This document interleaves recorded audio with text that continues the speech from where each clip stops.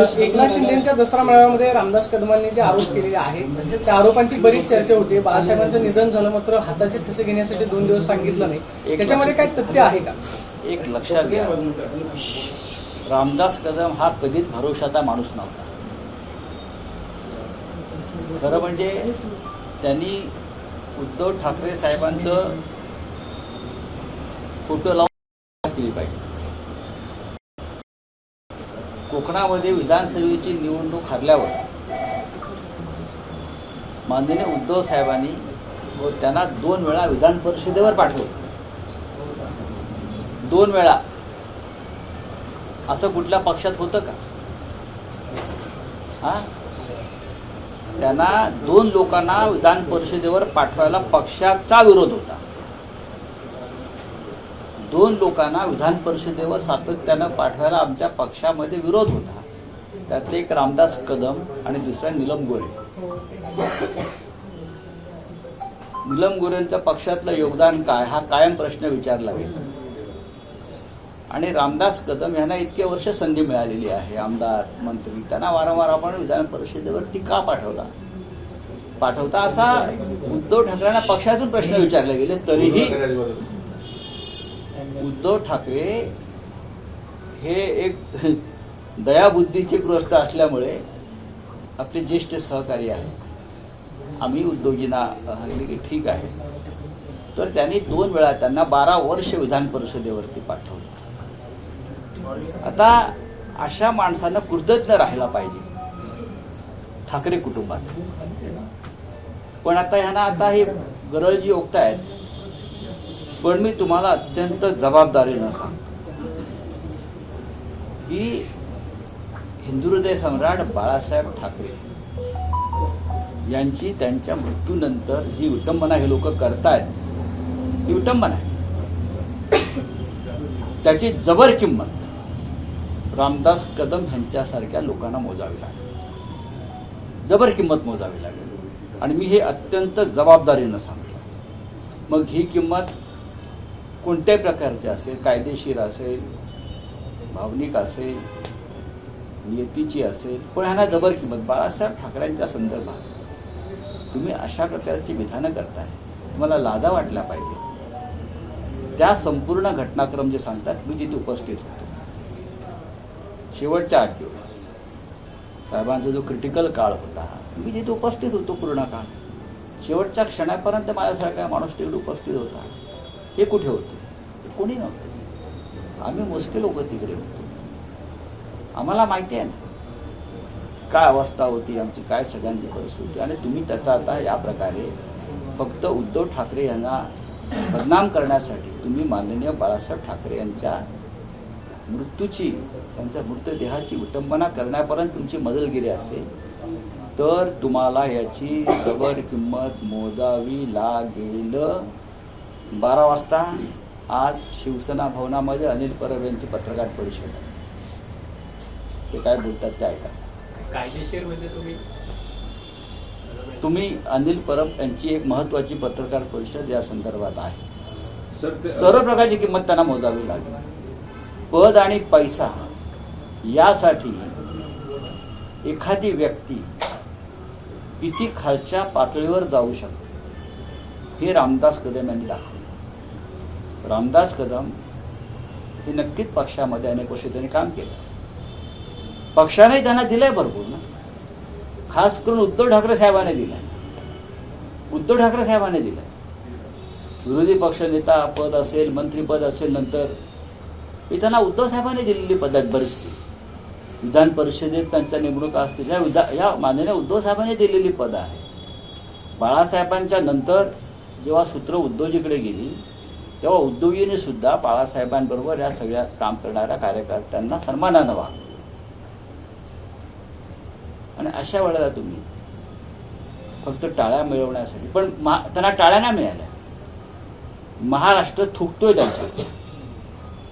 मराठी माणूस अशा व्यक्तींवर थुंकतो जो बाळासाहेबांची विटंबना करतो त्यांच्या मृत्यूनंतर. आम्ही पाहू ना, आम्ही जिवंत आहोत अजून, आम्ही जिवंत आहोत अजून, आम्ही बघू काय करायचं ते. अशा प्रकारचं पहिलंच विधान नाही, यापूर्वी पण त्यांनी बघा पद आणि पैसा यासाठी वेडा झालेला माणूस कोणत्याही प्रकारची विधानं करू शकतो.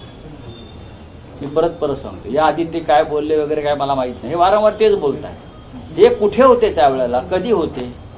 ठाकरेंच्या सुखदुःखामध्ये हे सगळे लोक कुठेच नव्हते. सर त्यांचं असं म्हणणं आहे ज्यावेळेस त्यांच्या म्हणणार काय, तुम्ही मी म्हणता 12 वाजता अनिल परब पत्रकार परिषद घेत आहेत, ते तुम्ही ऐका.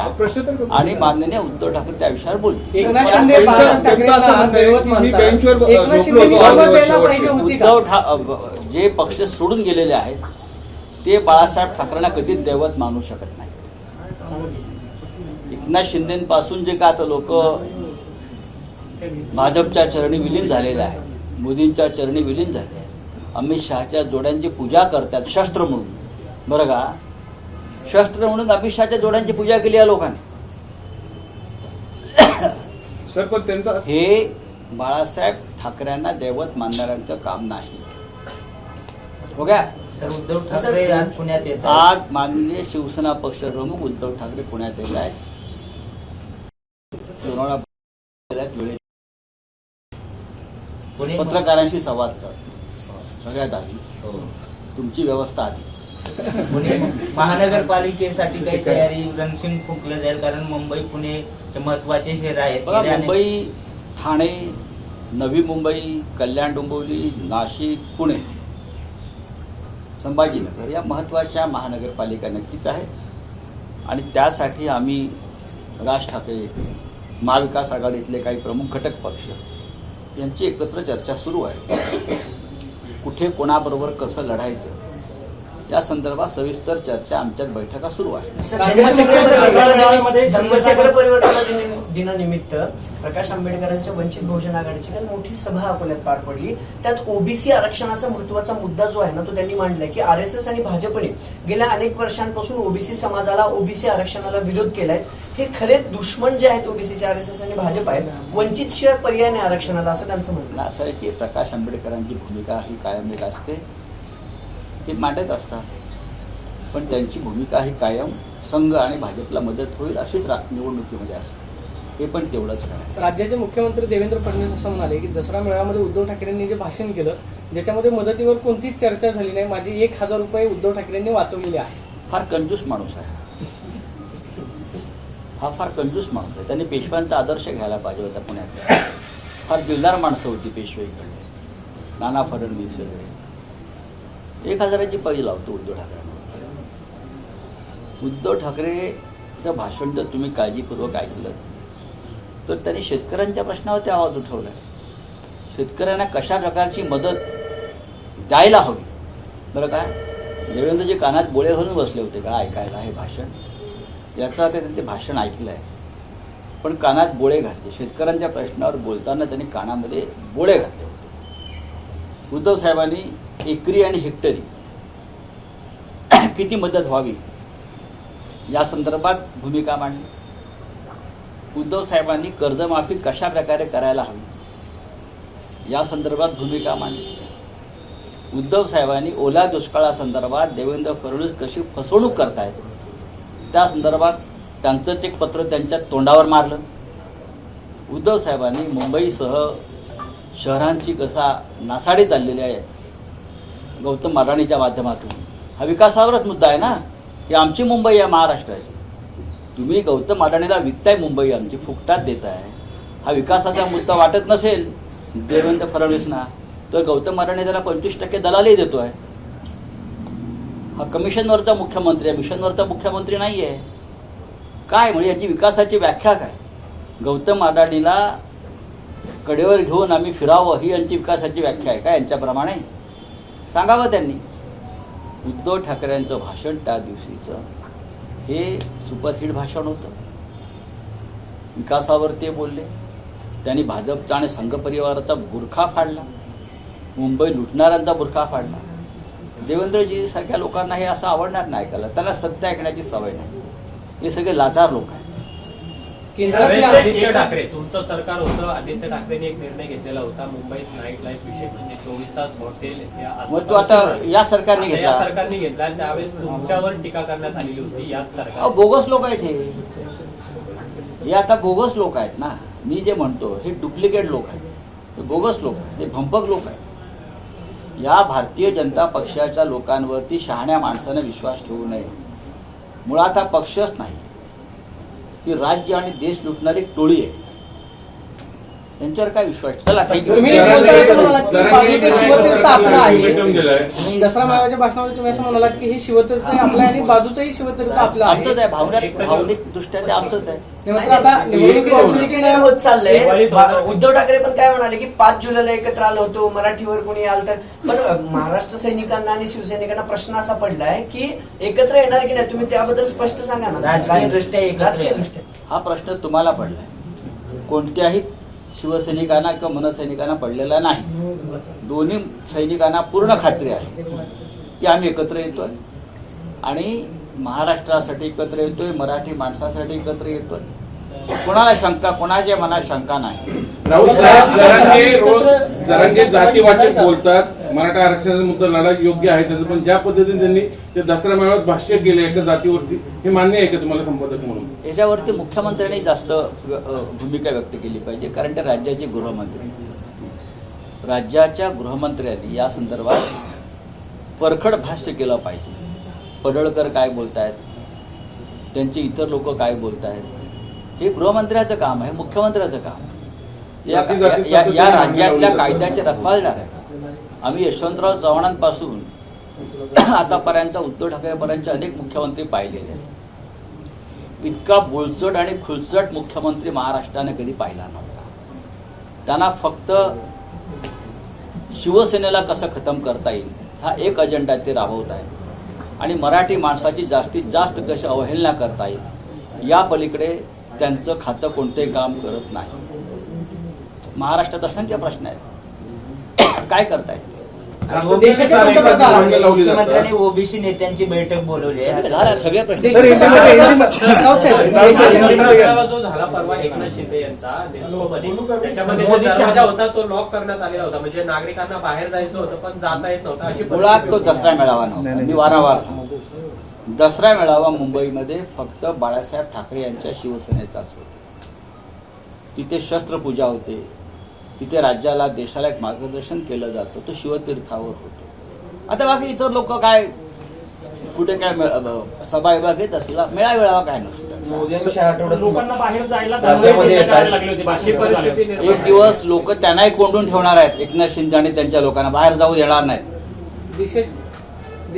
आणि मग ते येतील असे ते कुठला सिनेमा तो शहनशाह मध्ये. परत एकदा निवडणूक पार्श्वभूमीवर पंतप्रधान आणि गृहमंत्री राज्याच्या दौऱ्यावर आहेत या आठवड्यामध्ये. मुंबईमध्ये येत आहेत. नवी मुंबई विमानतळ असेल, मेट्रो 3च्या कामाचं उद्घाटन करतायत.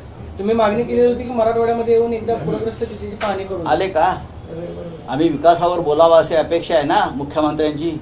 त्यांनी त्यांच्या प्रधानमंत्र्याला सांगावं. राऊतसाहेब, लाडक्या मी सांगतो ना, खरं म्हणजे मराठवाड्यातल्या शेतकऱ्यांसाठी त्यांनी पॅकेज जाहीर करणं गरजेचं होतं दिल्लीतून. पण प्रत्येक गोष्टीचं राजकारण करायचं असल्यामुळे प्रधानमंत्री मुंबईत कधी येतात म्हटलं तुम्ही? पुढच्या 2 आठवड्यामध्ये. पुढल्या 2 आठवड्यात येऊन ते स्वतःच काहीतरी एखादी घोषणा करण्याची शक्यता. मी राजकारण बाकी काही नाही. आज शेतकरी मरतोय त्याला काय नाही. 15 दिवसांनी मी येईन, 20 दिवसांनी मी येईन आणि त्यानंतर महिने दे दिया असं काहीतरी ते घोषणा करून ते राजकारण करतील. आणि खरं म्हणजे राज्याच्या मुख्यमंत्र्यांना पण जिथे बेशर्मीचा अंत होतो तिथे भाजपचं राजकारण सुरू होतं. बेशर्मी. सर, बिहारच्या राजकारणाच्या पार्श्वभूमीवर 10,000 रुपये लाडक्या बहिणीला द्यायचा विचार केलाय. झाली बाकी आता नाही सर, मागच्या निवडणुकीत आठवत असेल की पंतप्रधानांनी बिहारच्या भाषणात 1 लाख किती देऊ, 60,000 काही अजून मिळालेलं नाही. पण मराठवाड्याला मात्र दुजाभाव केला जातोय का? कारण एकही रुपयाचं मराठवाडा काय, मी महाराष्ट्राच्या बाबतीत मुंबईच्या बाबतीत तर सांगतोय, मी पुण्याच्या बाबतीतही बोलेन. या पुण्याच्या मेट्रोच्या कामामध्ये भारतीय जनता पक्षाच्या लोकांनी 12,000 कोटी रुपये खाल्ले.